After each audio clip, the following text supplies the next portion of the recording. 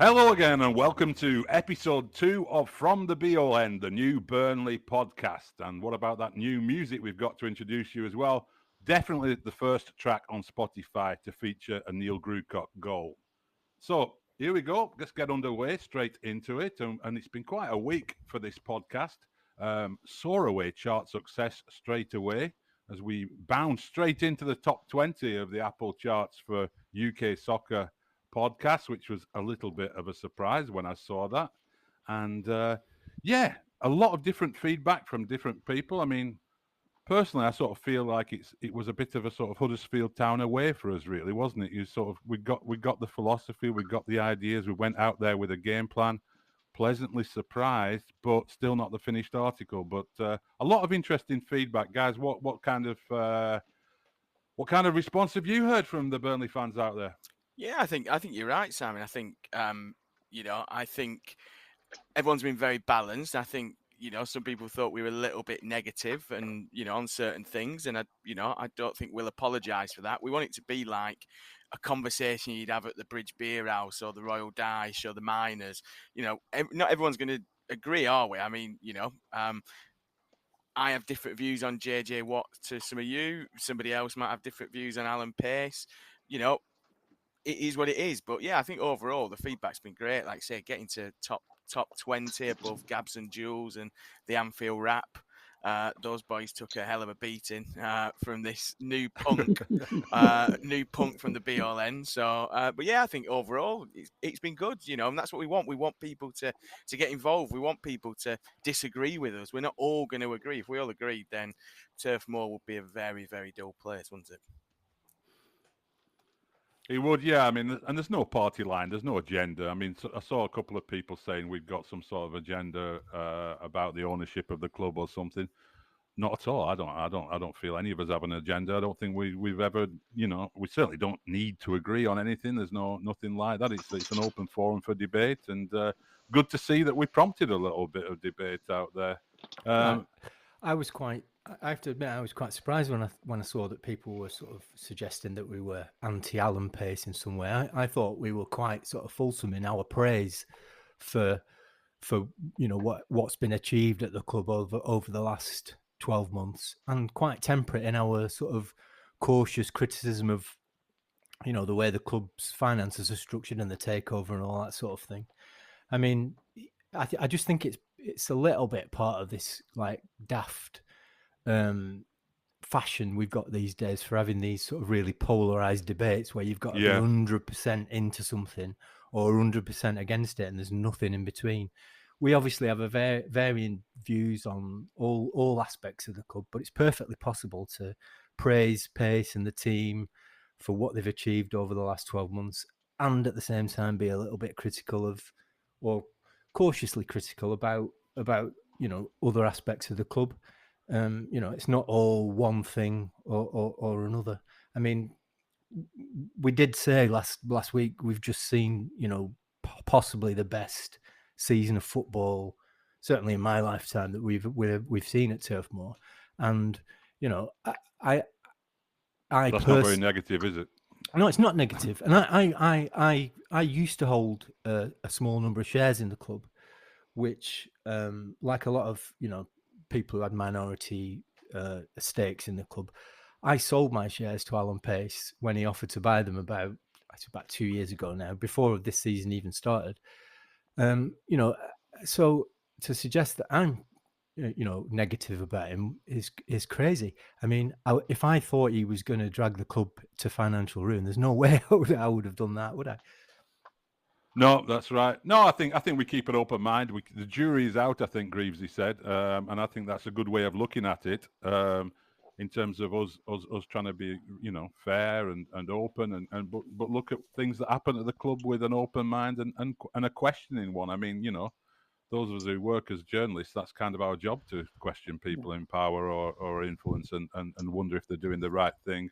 And as I said, I think intentions are good all around. And he's quite welcome to come on the podcast as well. He's Alan Pace. We'll happily have Alan Pace or anybody from ALK or JJ Watt or anybody on the podcast and answer questions. Absolutely, that would be good fun. Yeah, Chris would finally get to interview him. Yeah. We've seen it. You've got to be considered, and at times you've got to be devil's advocate. And I'd say that nobody can fault the football side of things. The decision. I think I did say it was, maybe got a bit lucky. I mean, any managerial appointment, you've got to get a semblance of luck with, even with some signings. I think Stan Turner used to say that some signings with no risk.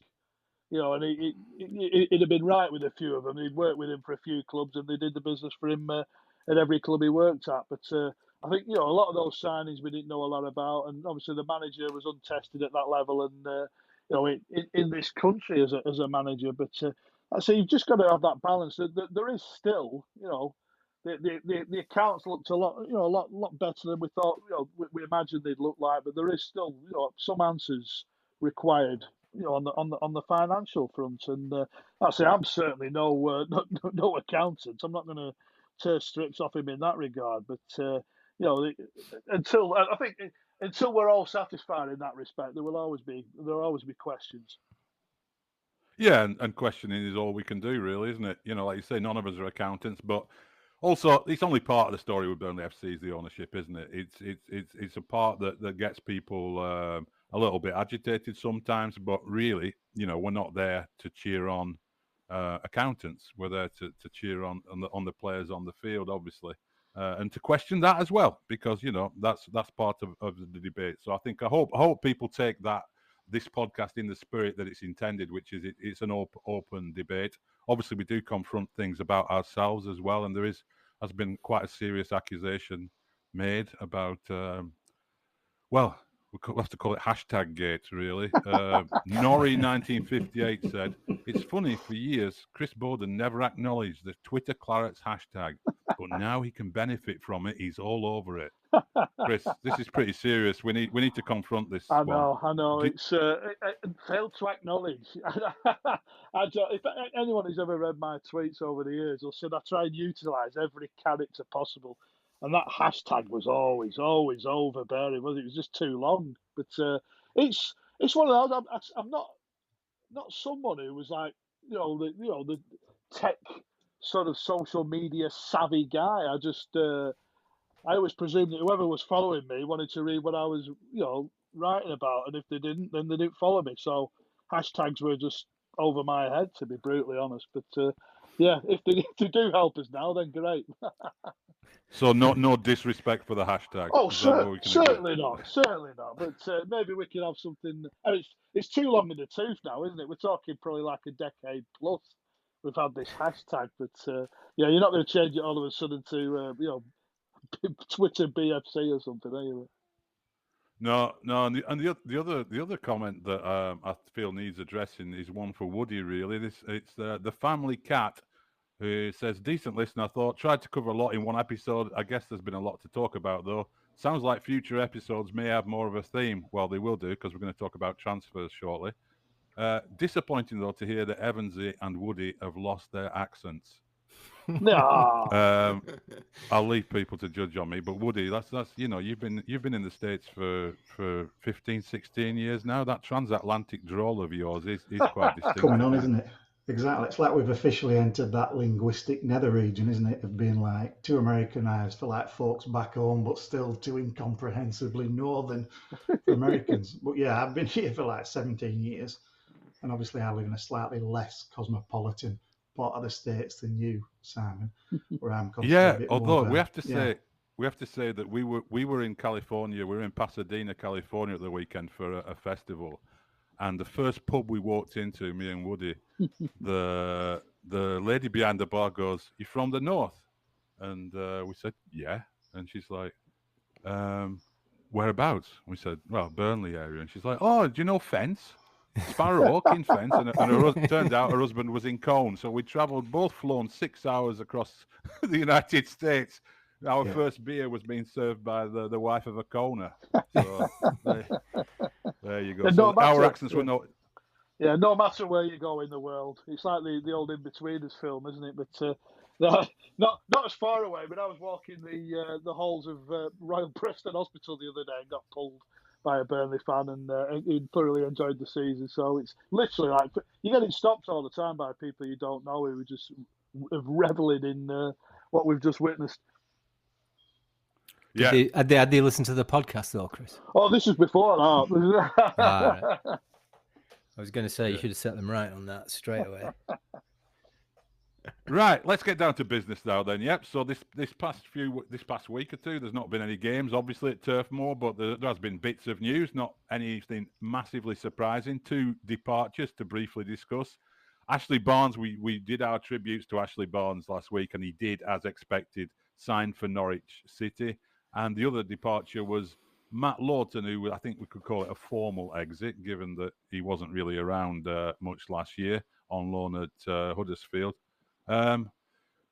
We had, that sight of Ashley Barnes in a yellow shirt, and we also had Lawton's sort of interview where he seemed quite emotional, actually. He did seem quite serious about it. It wasn't one of those pass the buck things. What were people's feelings about those two items, really? Justin, your feeling of seeing Ashley Barnes in a yellow shirt?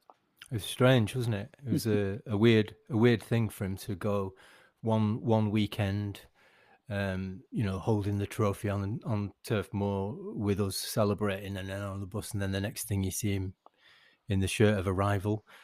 You've got to wish him all the best, haven't you? I mean, I did think it was a bit strange that he's gone so far away. It's he couldn't have got much further away from Burnley, could he? I don't know whether that means anything or not, but I hope they're giving him a decent contract. I hope he's going to be there for at least a couple of years, and I would like to see him scoring some more goals at Ewood Park next season. Yeah, it's a bad drive, isn't it? It's one of the worst drives you can do as a Burnley fan going down to Norwich. Yeah, any other thoughts on seeing that? Yeah, I think.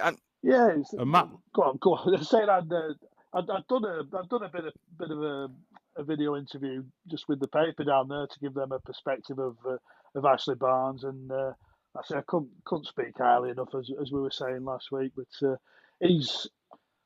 so they're losing a bit of experience. I think Pookie's going, and he's got this 2-year contract, and he's going to be probably a similar situation to this year. He's going to be the senior character around a younger side, and so I think the front page of the paper down there had him, with his arm outstretched, and it was sort of like, hopefully pointing the way back to the Premier League, and I'd like to see him mount another promotion push. But I'd say Matt Lawton, he probably had one of the most unenvied jobs in about how on earth do you replace Kieran Trippier?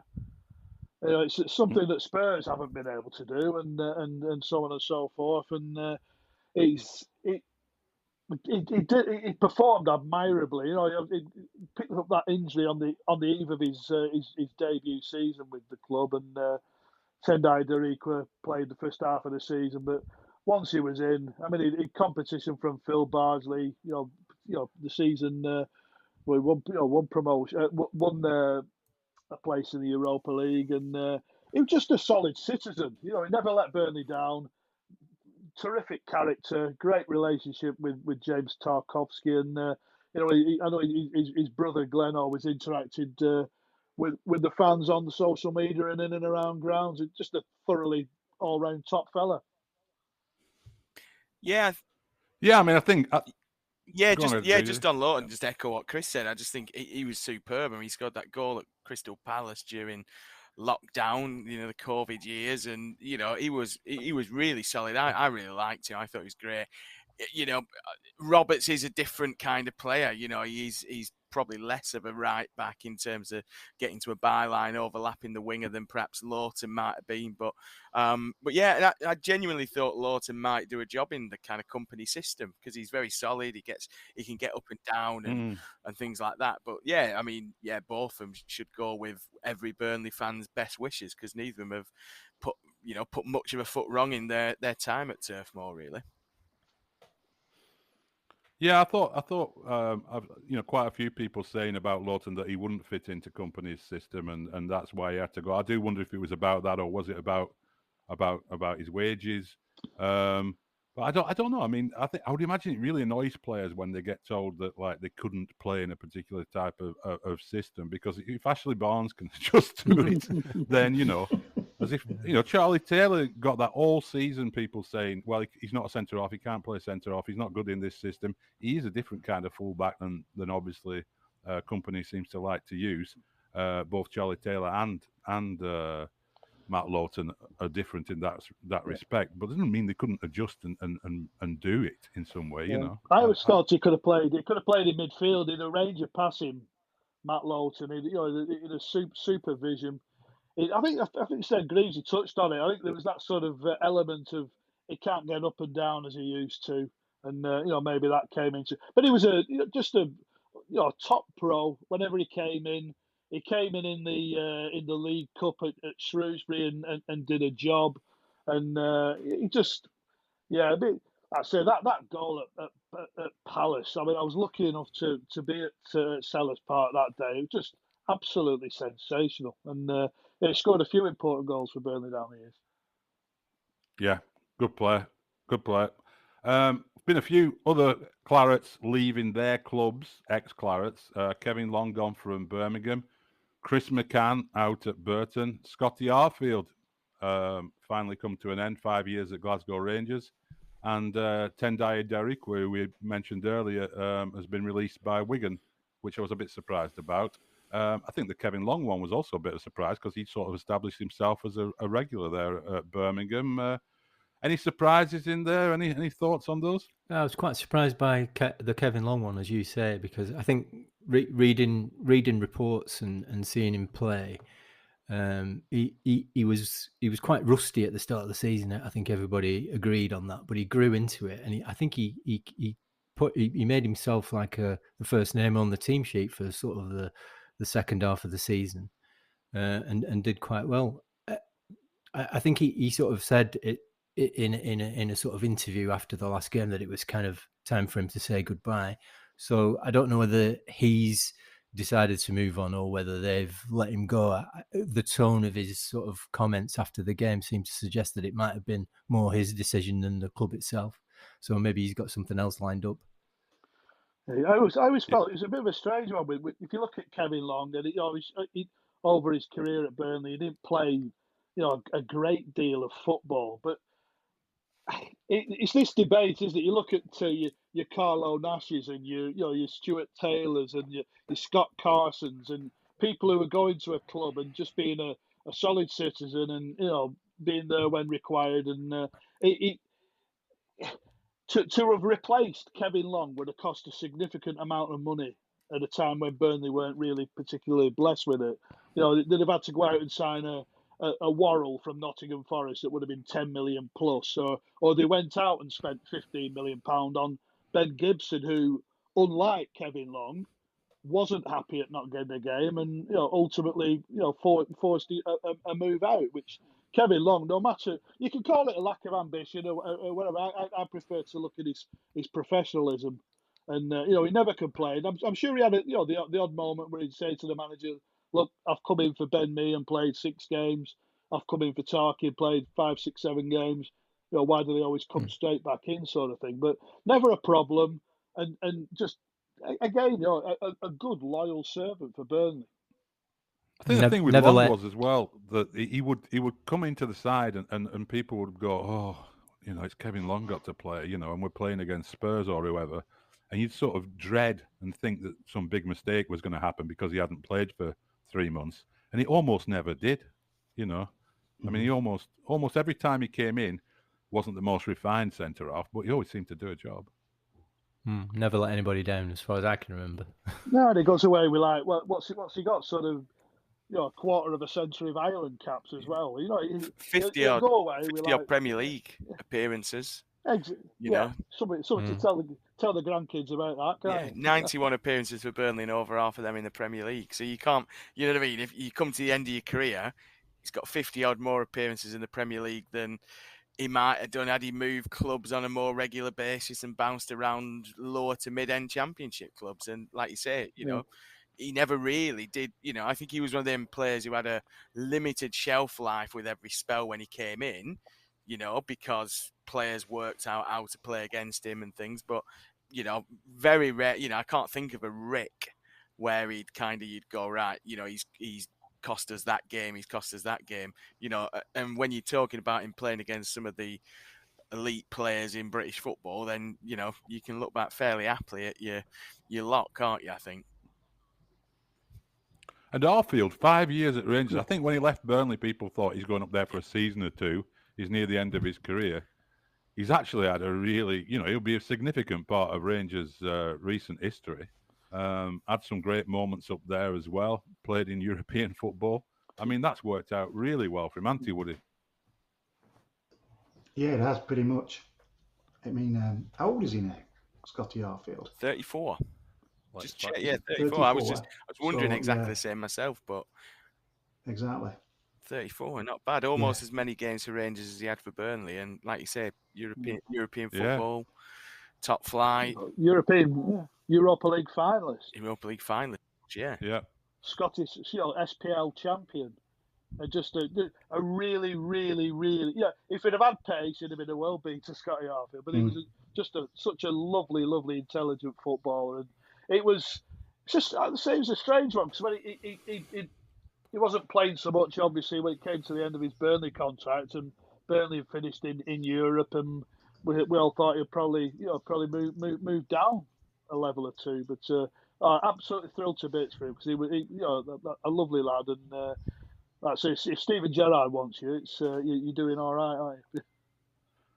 Yeah, he's had a brilliant career, really, hasn't he? And I suppose one thing he might regret is, in order to sort of establish himself at Rangers, he did give up playing for Canada. He hadn't played a great deal for them, and of course, if he'd have carried on playing for Canada, I'm pretty sure he'd have been in their World Cup squad this year.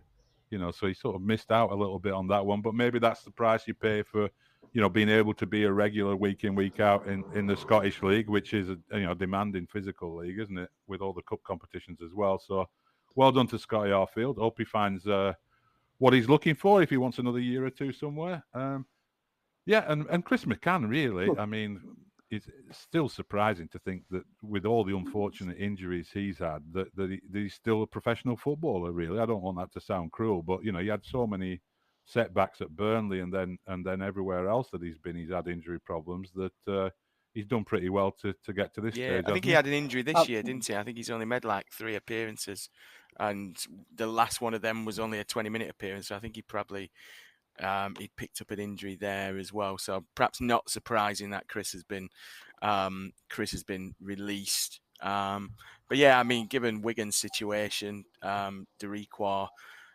again, perhaps that is probably down to finance, given the fact that they seem to struggle to pay the wages pretty much every week.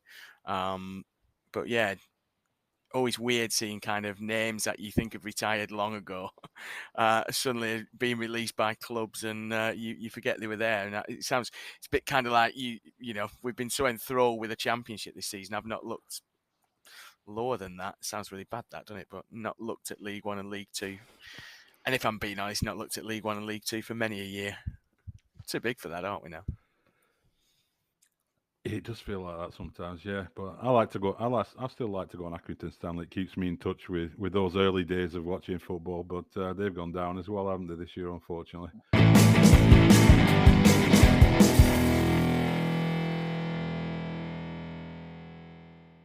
Right, let's get down to business then. So there's going to be a lot of business going on at Turf Moor during this summer. Players coming and going, we hope, and there's a lot to discuss. So let's first of all start off by looking at the players we've currently got on loan. These are issues that are going to have to be addressed because almost half the team was at times was on loan at Burnley. The rules are very different in the Premier League, though. Chris, if I'm right, I think you're only allowed to have 2 loan players registered at one time. Is that right? That's right, and 4 over the season. Yeah, it seems a bit harsh, that, doesn't it? But yeah, very, very drastic to what the far more relaxed in the EFL. So. Yeah, if you're a promoted club, you want to make the most of your money, and if you're not going to be spending, well, we'll wait and see how much is spent. But ideally, you'd like to sort of borrow a couple at the same time. And if 2's your limit from August, it's a bit of a tough ask. Yeah, I mean, so it's 2. You can register 2 at the start of the season, and then if they were 6 months loans or whatever, you could do 2 different ones in January in theory. But a lot of players now seem to be going on 1 year loans as fairly standard now, isn't it? So we're talking about 2 loan players. I mean, unless I've forgotten somebody, at the moment we've got Harwood Bellis, Maatsen, Teller, Derby Suglu on loan. Have I missed anybody out there? I don't think so. That's 5 players. Yeah, the on other loan. one, Bear, of course, So, but he's signed permanently now. He's signed, hasn't he? So you know, and Obafemi as well. That was obviously turned into a permanent. Yeah. Has that turned into a permanent now? Yeah. Yeah. So you'd like to think.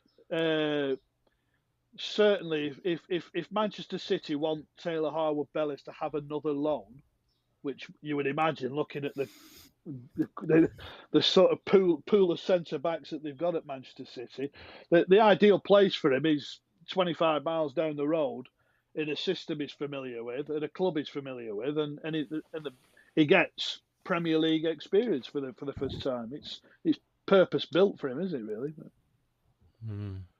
Yeah, but that's one of your loans gone then. And the talk of Lokonga is that's going to be a loan as well. I saw that today, that Arsenal want a loan with a obligation to buy. So again, if they're your 2 loans, Teller's not going to be a loan. If we get Teller, it's going to be a permanent, you'd expect. Maatsen is the other one, which you kind of look at and go, would that be like Dervis Alogu is going to go back to Brentford? There's no way they'll be taking him again, I don't think, given these lack of game time. But you just wonder whether Harwood Bellis, it's a permanent with a buyback, I don't know, to kind of free up something. You think there'd be rules for younger players, wouldn't you? So anyone under 22 doesn't count towards your loans if they're serious about developing younger players. That's the way of doing it, isn't it? Your younger players, can have a loan that doesn't count towards your rather restrictive 2 loans at any one time situation. Does seem to be the loophole there, though, that you hinted at, that your clubs could do the buyback deal, where, for example, Manchester City sell Harwood Bellis to Burnley with an agreement that for a 10 million fee or whatever, they could buy him back in the future, and we'd have to accept that offer. City seem to do that with a lot of players, don't they? Like, is it Lavia at Southampton and Bazunu and these players that they've fancied but not given an opportunity to, but let them blossom and see what happens. Did I hear that Muric is on a similar sort of deal with us? Yes. Yeah, that was mentioned when he signed. How true it is, I don't know, but that was definitely mentioned when he was signed. So you think with the relationship that company has with Manchester City, if there was any club we could do deals like that with, and City have been known to perhaps utilize loopholes from time to time. So that there might be a way of doing that one. Would you sign him though? I mean, from what you saw of him this season, if Manchester City said we want 20 million for him, would you go as high as that for him? Yeah, I think he's been fantastic, hasn't he? I mean, apart from the spell he had, out injured, that first half of the season, the platform that Eamon Bayer put down at the back was what everything else was built on, wasn't it? So, I mean, and I think he's only 21, isn't he? Which is incredible when you think about it. You think of the sort of maturity in his play. The only thing I would say about it is I think we've got more of a need for a left back than we have for a central defender, because I thought that when Ekdal and Alderkirk came in, they just didn't put a foot wrong either. It was like, where have they got these two lads from? We've replaced 2 great central defenders with another couple of central defenders. So I would like to see them get more game time next season. So if it's a choice between bringing Maatsen back on loan or signing Harwood Bellis on loan, I think we've more of a need of Maatsen than we have of Harwood Bellis at the moment. I'd still go with Harwood Bellis, but I was a centre half, so and Steve Davis is my favourite claret, etc., etc. It's just I just think he's the England under 21 skipper. The last England under 21 skipper was Mark Gay, who's is doing so well at Crystal Palace after leaving Chelsea, and I genuinely believe he could be. I think we said in the last podcast he's he's a Gary Cahill type. I think he could be even better than Gary Cahill. You know, we've seen Ekdal stride forward and play defence splitting passes, but I think Howard Bellis is the way he come out and sort of spread play, superbly. He was becoming that aggressive, dominant centre half that I think he's capable of being, and to me, he's just absolute class. But yeah, it's how do you divvy it up? That's if Chelsea want to hold on to Maatsen for the foreseeable, but without letting him go permanently. It's going to be a tough call, isn't it? And you would think Howard Bellis would want to come back, wouldn't you? I mean, he must have enjoyed it this season. I mean, he said he did. Of course, he did. But you look at Manchester City, and Aymeric Laporte's not getting a game at centre half. So I mean, the opportunity is as good as he is. And he plays in a position where it's not like it was for Phil Foden, where you can bring him on for 20 minutes and gradually blood him into the first team. He's not really going to have many opportunities at City unless Pep's moving on Laporte or something like that. So you would think there's a realistic chance of getting him. Teller, another interesting one. I mean, Southampton are in quite a strong position with that deal, aren't they? I mean, could it come down to a sort of how far do we go on the price thing? He'll sign. I'm near convinced he'll sign. I'm near convinced that we've already agreed something.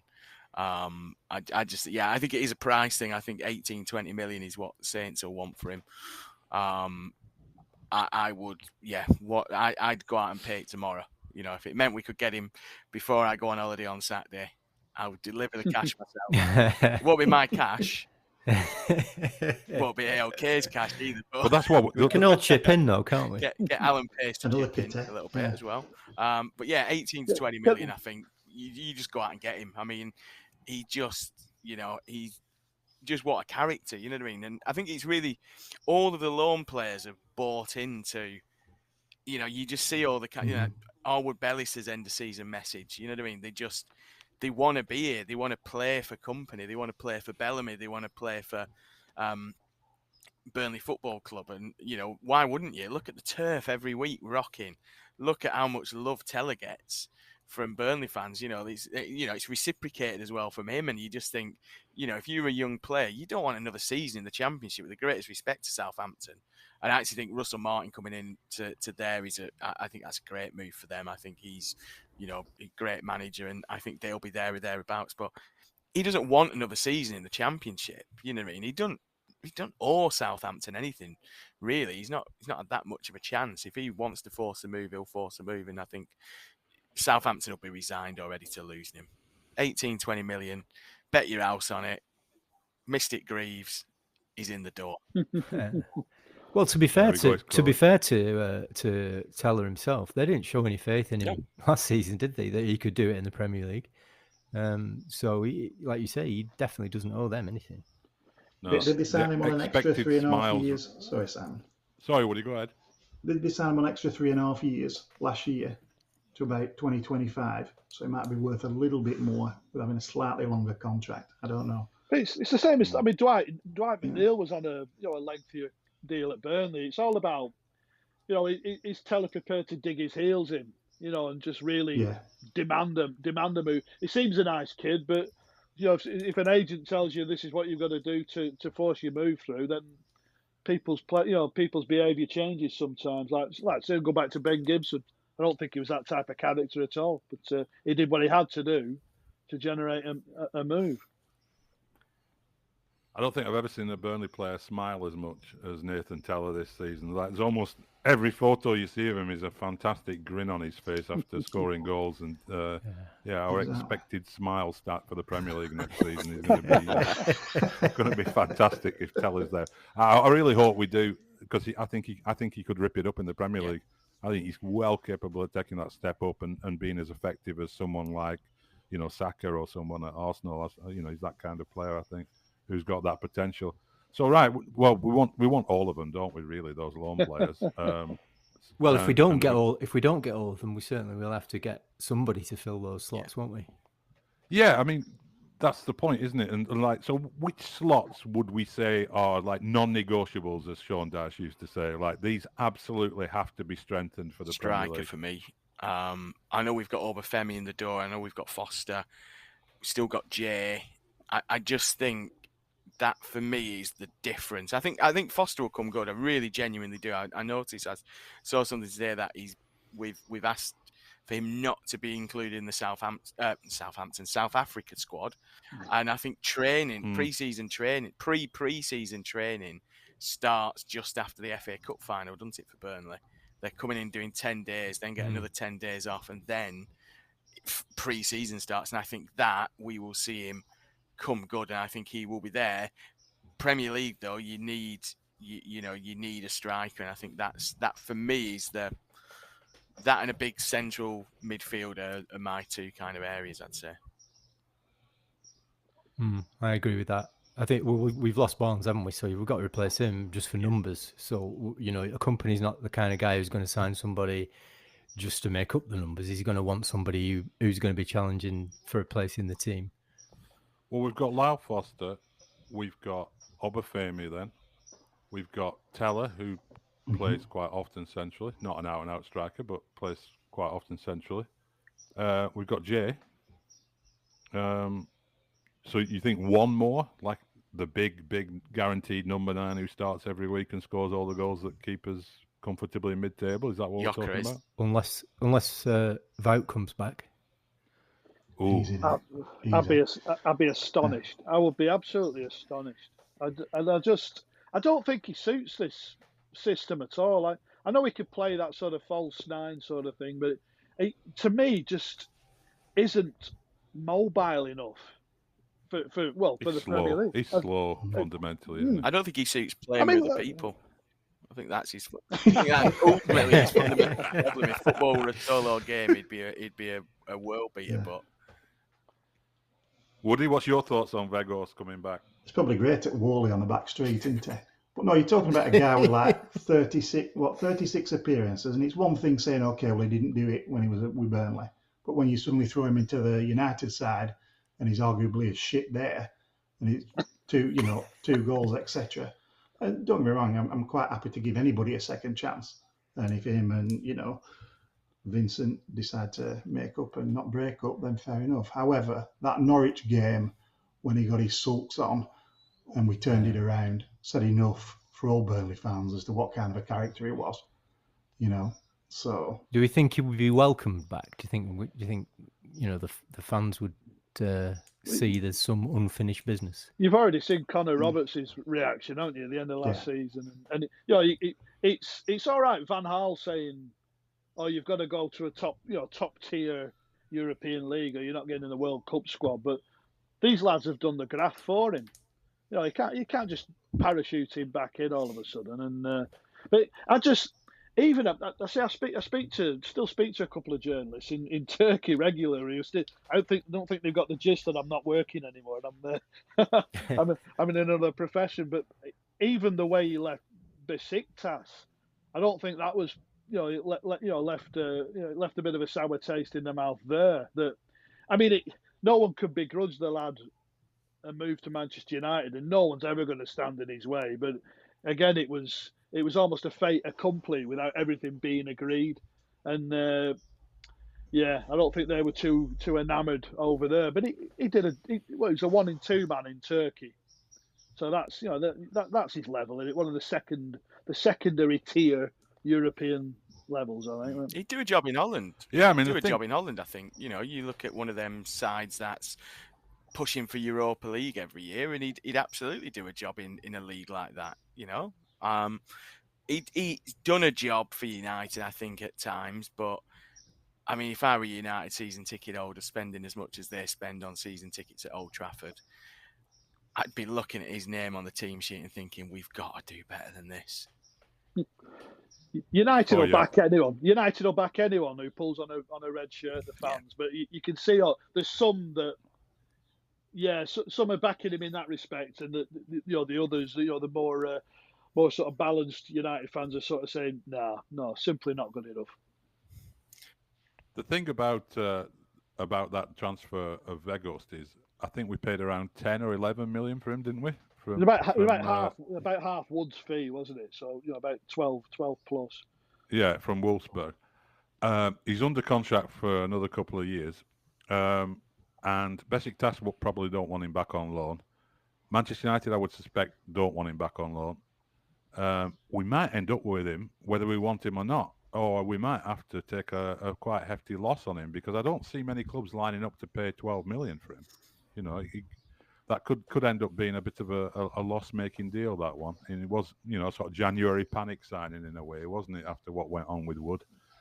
Let's move on from Weghorst and see in terms of players. Just one thing on position as well. I'd just add in. I think we do need to look at the full-back position in terms of at least backups. If we have Mats and Roberts there, do we want to be going in with Charlie Taylor and Vitinho as the only backups in case of injury there? I would be looking, especially at right back, for somebody, if Connor Roberts did get injured, to come in who's maybe got a little bit more nous and defensive stability. But let's see. Let's have a look then at some of the transfer rumours that have been flying around. And actually, Chris, I believe, has a world exclusive himself on a possible Burnley transfer target from his extensive Turkish contacts, I believe. No, again, from speaking to say a reporter I've dealt with over in Turkey, covers Besiktas exclusively. He contacted me a couple of weeks ago and suggested Nathan Redmond was one that Burnley might be pursuing, but it remains to be seen. He's still, I think he's 29 still, so I think we think he's a bit older than that, because he's been around, since he was a young lad. He played in the under-21s with Ingsy. But if they can't land Teller, you only have to look at the times that Guardiola pulled him off the pitch and basically said, "Why aren't you doing that every week?" After one Southampton performance against City. He's capable, very good player, and maybe you might be able to get him for cut price for a season or two, and probably if a deal for Teller isn't doable. Yeah, I was at a game actually at City when Pep did that. When he went up to him, I think he really rates him, because he had an absolute brilliant game one time at the Etihad where they did City on the counter attack a couple of times, and he always seemed to score screamers against us as well, didn't he? Yeah. I don't know if it's just one or two that stick in their mind, but yeah, I think he'd be a decent shout. It does sound more of a sort of previous era Burnley signing than a Vincent Kompany one, though, doesn't it? It sounds a bit more like a sort of upgraded Aaron Lennon sort of signing, but because we're used to them being like players from Europe who we've never heard of. But there are some names starting to get mentioned. I mean, one that's been getting quite a bit of circulation is Lokonga, who we mentioned earlier. Kompany knows him from his time at Anderlecht. Arsenal loaned him out to Palace last year. Anyone kept half an eye on him and got any thoughts on that? I think he could be the replacement for John Deary that we've all been waiting for all these years. I really like what his free kicks like. I really like the look of him. I think he's not obviously, he struggled a bit at Arsenal in kind of recent times. He's perhaps not pulled up trees at Crystal Palace, but I think he's one of them players, a bit like Redmond maybe, that you think he'll have something to prove, and that's Dyche was always good at kind of getting players who everybody else had written off and getting the best out of them. Peters, Lennon, for short spells, Bardsley perhaps, and things like that. So I think you've got to trust Kompany's process and trust Kompany's viewpoint, and if he thinks he can get a tune out of him, and Burnley's the place to do that, we saw it last season, didn't we? I mean, with the players we brought in, most of them we'd never heard of, but Kompany got almost instant tunes out of most of them. So yeah, I think he would. I'd be delighted if he'd sign, because I think, as Justin said, we've been missing a John Deary-esque centre mid for a long time, and we need a bit of an enforcer really to allow everybody else in there to go about their business without having to worry about getting kicked. Yeah, he's only 21 as well, so he really does fit that company profile in a way that perhaps Redmond doesn't. You know, he's And young and full of potential. But he could play in if it. company Yeah, is play his in it. inspirational. Sorry, Chris, go on. No, go on. I'm saying he could play in a 2, he could play in a 3, and so you're going to need that physicality and that athleticism, particularly in the Premier League, and he fits the bill in that respect, I think.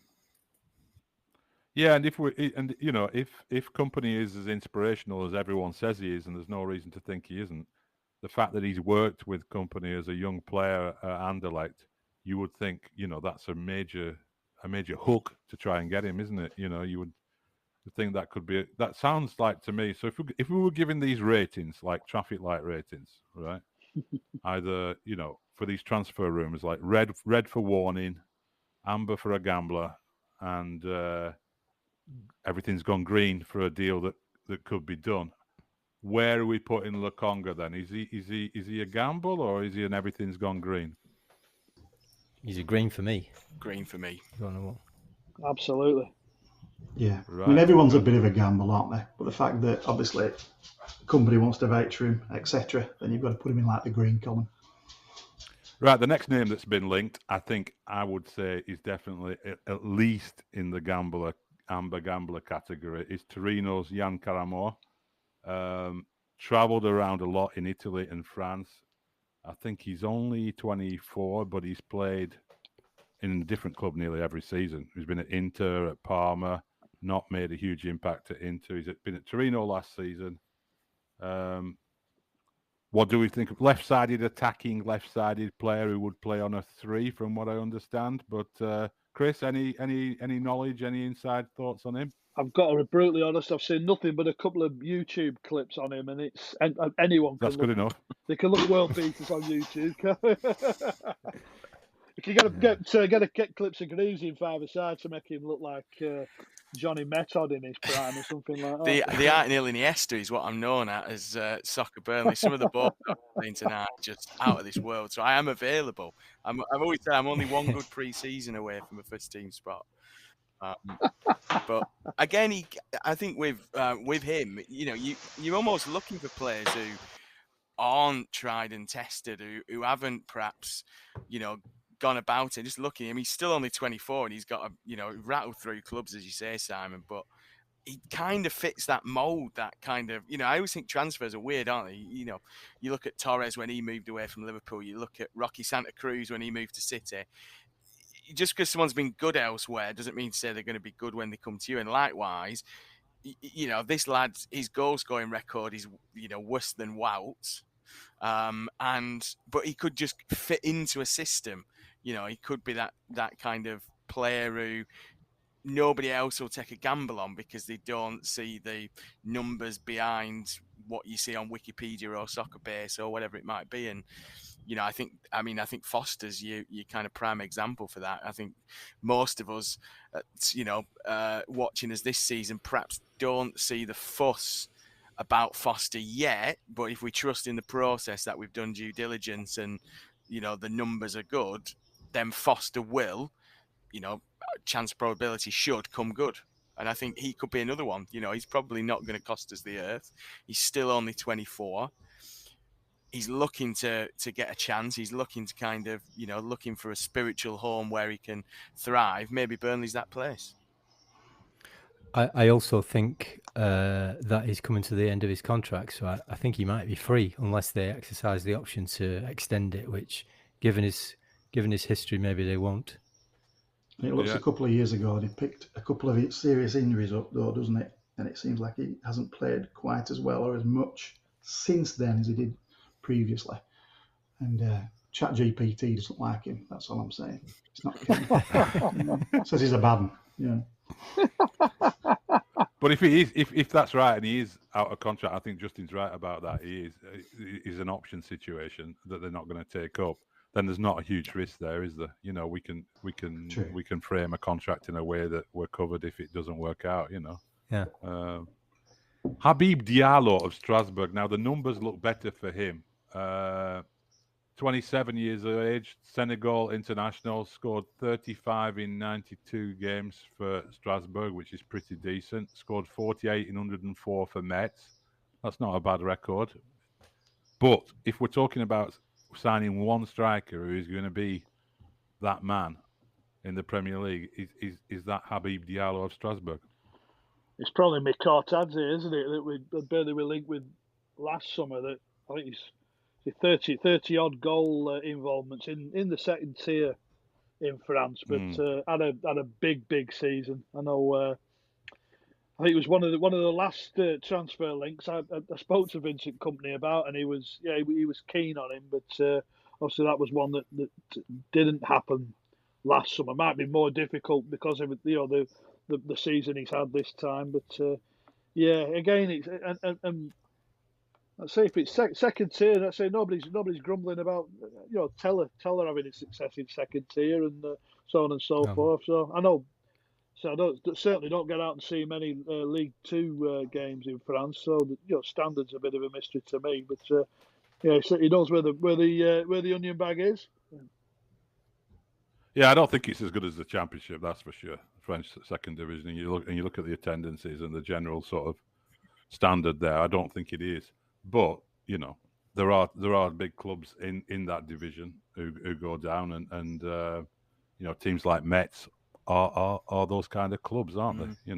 So 23 goals in 35 games. I started following him on Instagram when we were linked because I quite like the look of him as a footballer, and he seems to be posting pictures of him with Man of the Match awards pretty much every week. So we were linked with him, and was it Cuarte, his colleague who's moved on to Montpellier, big central defender. I think we were linked with a bit of a double swoop for them two last year, and again I think Cuarte has been linked this year as a possible kind of centre half, and again you just trust that. I'd never heard of these players, but somebody within Burnley Football Club, AI Scout, Vincent Kompany, whoever, they were on the radar, and I think Kompany's been out to a Montpellier game, which suggests that Cuarte could be that person, another person who we were tracking last year who he wants to go back for this year. Yeah, they're interesting ones, them. Another one that's been mentioned is attacking midfielder Milot Rashica, Albanian attacking midfielder, who's been on loan at Galatasaray. So Chris has probably been watching him every week in his favourite Turkish league. He's been at Werder Bremen and Vitesse. He's 26, which is a good age. I have to say I haven't seen much of him during his time at Norwich either. Anyone seen much of Milot Rashica? He's technically decent, but again, he didn't stand out in a poor Norwich team. So it'd be an interesting one. But I think we've got he primarily played that sort of just inside left when I saw him. So he could be a type, a Zarori type, a Goodmanson type maybe. But I think those two are better, to be honest. Yeah, and then there's a name that's been mentioned for a long time, Victor Gyökeres, the Swedish-Hungarian striker at Coventry City. He's been a player who's been mentioned a lot of time. He's in the Championship. He is the kind of player that under Dyche we used to go for, like top scoring strikers from the Championship when we got promoted to the Premier League, didn't we? But of course, Coventry could end up getting up there themselves as well, and probably wouldn't be very keen to get rid of him. We've played against him. What's he look like against Burnley? Well, he's a big, strong Scandinavian striker, isn't he? So if we're going to carry on playing like City, we're going to need to get one of those eventually. He played well at Turf Moor. He did. A couple of openings that he might have done better with, but he's you mentioned that he's big, tall, strong lad, but he's technically gifted as well, and. I think he'll make the step up, no matter whether that's with Coventry or ourselves or someone else. Yeah, he'd be in Everything's Gone Green for me. Go out, I know I've already said we've got to go out and get Teller, but if Alan Pace is listening, dust the checkbook off, Al. Get yourself down to Coventry. Fetch him back. I'd go for it. I agree with Chris. I just think he would, he would step up. As Woody said, I thought it was brilliant at Turf Moor. I didn't think they were a bad side. Again, teams are always going to struggle against us with our possession-based football, but he created a couple of openings, and he's got lots of attributes, that you want in a striker in the Premier League. He's mobile, he's strong, plays off the last defender, he's good with his feet for a big man. Yeah, aside from obviously his mate down at Metz, if we get them both, brilliant. But Gyökeres, or however you pronounce it. I know you're much more fluent in Hungarian than I am, Simon. Gyökeres. Gyökeres. Victor. But yeah, definitely for me, 100%. Yeah, well, we're signing most of these according to this conversation. Looks like we've brought in maybe Nathan Redmond, depending on what happens with Teller. We're having Lokonga. Jan Karamo, we'll see what kind of deal we can get for him. If it's no risk 1-year deal, perhaps we'd take a chance on him. Habib Diallo, decent record at Strasbourg. We're more interested in Mikotadze from Metz, though. We're definitely having him, yeah? Yeah. Rashika we're probably taking a pass on, but we're going for Victor Gyökeres. So, yeah, I think we just spent about 60 million there. So Calvin Phillips on loan. Well, I was just going to say there are probably 3 that you could put into the maybe impossible deals that have been mentioned, the more sort of tabloid stories that have got people sort of chatting. But Calvin Phillips is the one that's had quite a lot of coverage. I mean, he cost City, I think, 45 million, last year. He was an England international, central midfield for England at the Euros. I mean, is he really a realistic target for Burnley? Not a cat in hell's chance. If only Mike Garlick and Sean had been able to convince Leeds. It's probably going back about 4 or 5 years now, but they weren't far away on that occasion, and he's done all right for himself since, hasn't he? He hasn't done well this year, though. I mean, it wouldn't be a shock. I mean, he's hardly featured for City at all. No, he was injured when he went in, and he didn't get the pre-season he wanted, and all that. But he's hardly featured for them. I mean, Justin, can you imagine a situation where company says to his mate Pep, "Look, just give him a year with us. We'll get him up to speed. We'll do it. Just give him as a loan." Yeah. Well, it would be exactly that, wouldn't it? He's not going to. He doesn't seem like he's going to nail down a starting place for City, although, judging by the number of players that are reportedly going to leave this summer in their midfield, maybe he will. I don't know. But there's obviously something about him that Pep hasn't fancied this year. So a year at Burnley under company who I'm sure that Pep will trust could be, just what he needs to get him back on track.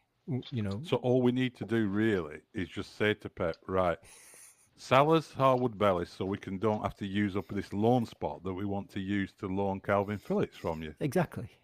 That would work. That's it. Deal. James Milner is another one. Oh, no. An early strong no there. I thought Vincent preferred players that can run. That was about Ronaldo, though, you were talking about, weren't you? It sounds like he's off to Brighton, doesn't it, Milner? I think. Yeah. He was to be fair, he's been terrific for Liverpool, and Klopp can't speak highly enough of him. But earlier in his career, it was like an adjective I used to describe things that were all a bit meh, all a bit. It's all a bit Milner. It's a bit Milner. This. You watch England, and as soon as you see him on the right hand side, and you think, yeah, defensively we've got that right hand side probably locked down tonight. But is he going to offer any quality? Is he going to deliver a good ball in or a bit of technical genius? No, he isn't. He's a grafter and a leader, and he's got an experienced old head. I wouldn't want him anywhere near Burnley Football Club. No, I disagree. Actually, I think he'd be exactly what we need. We've got a really young side going up into the Premier League with not a lot of experience. You want in those games where you're 1-0 up away from home at Spurs. You want somebody to be able to, help close it down for the last 20 minutes. That's what he did for Klopp. You saw Liverpool, whenever they came under a bit of pressure in the last 20, 25, Klopp brought him on, and he's been doing that for a long time.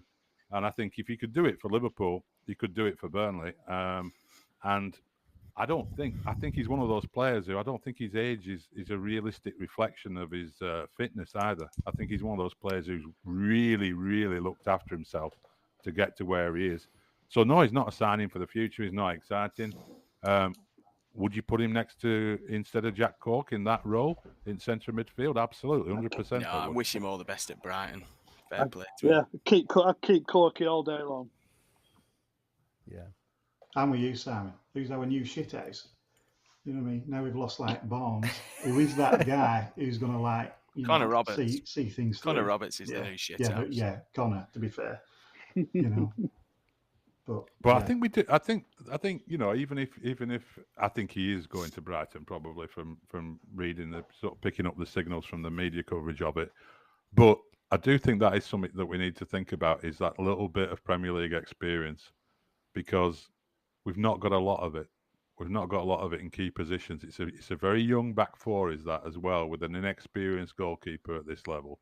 It's something that I wouldn't be surprised if Company goes and looks for somebody with that sort of nous. I mean, I know he probably prefer having as many young players as possible. He likes working with young players, but he also knows, and he's been around enough to know, that sometimes, you need to manage games out and so on, and it's helpful to have an experienced player or two in that situation.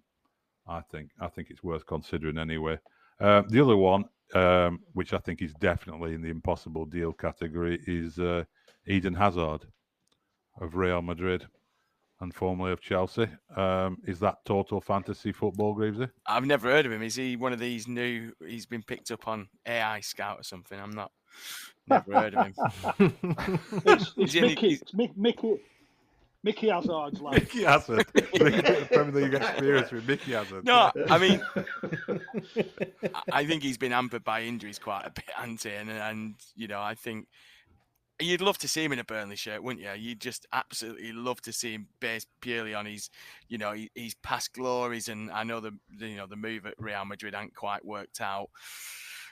You just got to think he'll be on a massive wage. It's a big financial investment. You can probably get 2 or 3 of these players we've mentioned under the new transfer model than Eden Hazard, unfortunately. And whether you would get value for him, I don't think Philip Coutinho has really pulled up trees at Villa. I kind of throw Hazard into that similar category. Great from a world news point of view. Eden Hazard, getting steak pudding and chips from Paddy and Chippy in a break from training, but in reality, I don't think he fits. I'd argue he's the best player I've seen in Burnley's last spell in the Premier League in the flesh. I think he just glided across the turf. He's just unbelievable, talent. But if he's anywhere near, if he's 75% fit, we won't get near him. No. So it's just one. He obviously isn't, fit enough to play at the level he's capable of. But is it worth taking a gamble on a 50% fit Eden Hazard? Probably not. Somebody said recently there's still magic in those feet about Eden Hazard. Do you know who said that? Vincent Kompany. Vincent Kompany did to Belgian television. Yeah, I'm sure there is magic in them feet, but can he?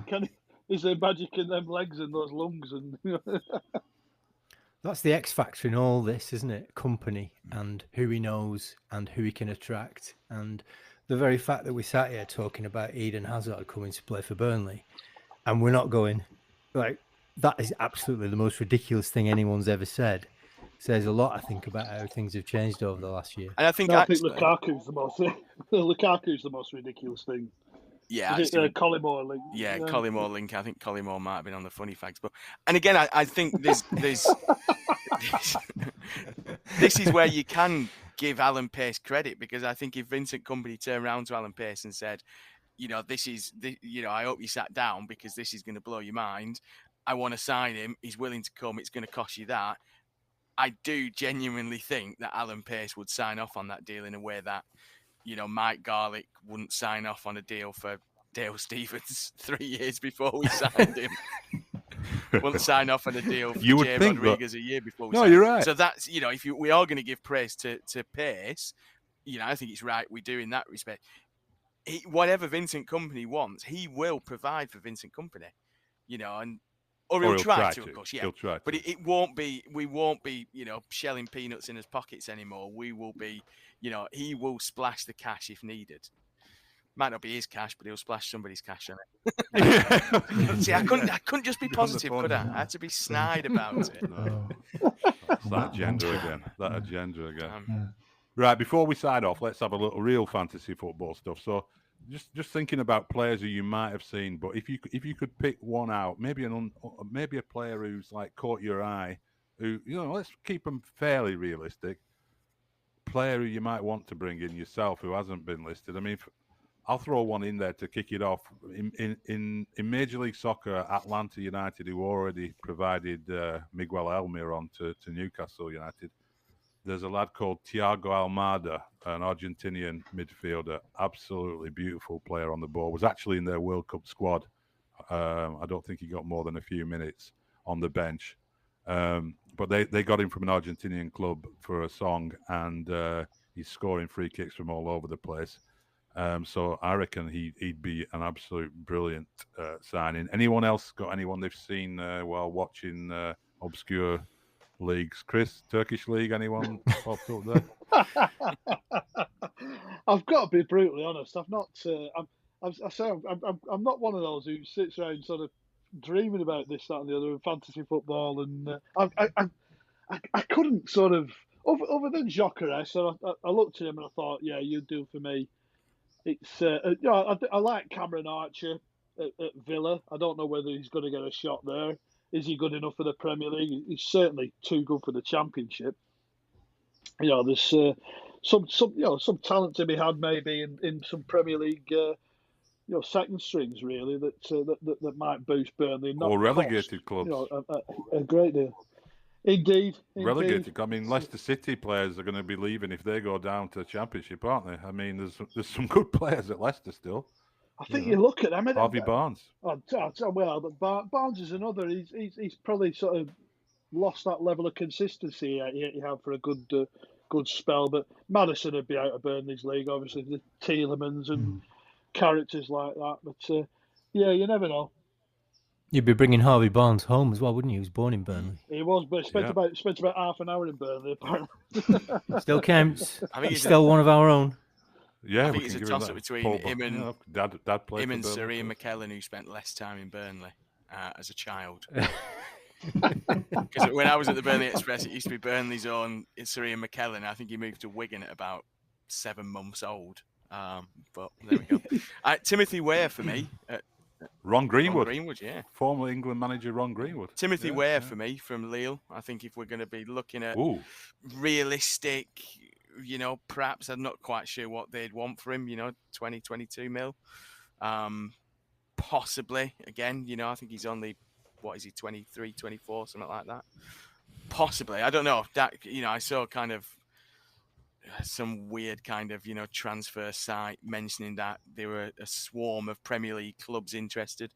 If you're looking for a winger, then maybe someone like him to add a bit of kind of star factor now we're massive in the US. Yeah, there's a lad who has just chosen to play for the US over playing for England. Balogun. Yeah. And, he's going to be they're really building him up to be a big star in the US. He's going to go straight into the team over here for the CONCACAF Nations League finals. Arsenal player who's been on loan in France with Lille, Stade Reims, I think. And he's one of the top scorers. Stade de Reims. He played at That's the Turf. right, yeah. Played for the under-21s at the Turf last time they were. They were in town and looked handy. Big physical unit, but you can't knock his record in France, can you? Story today that AC Milan are interested in him, but I think we can compete with Milan in the transfer market these days, can't we? I mean, look at them with Origi and people like that up front. So yeah. Lots to look forward to. There's going to be a lot of speculation over this summer, but I think we've just built a fairly decent squad there for Burnley. Thank you very much indeed, everyone, for joining us again. We'll be back again with you soon. Please tell your friends about us, put the links up, follow us on Twitter, and all the best, and see you soon. Jimmy McElroy to Robson.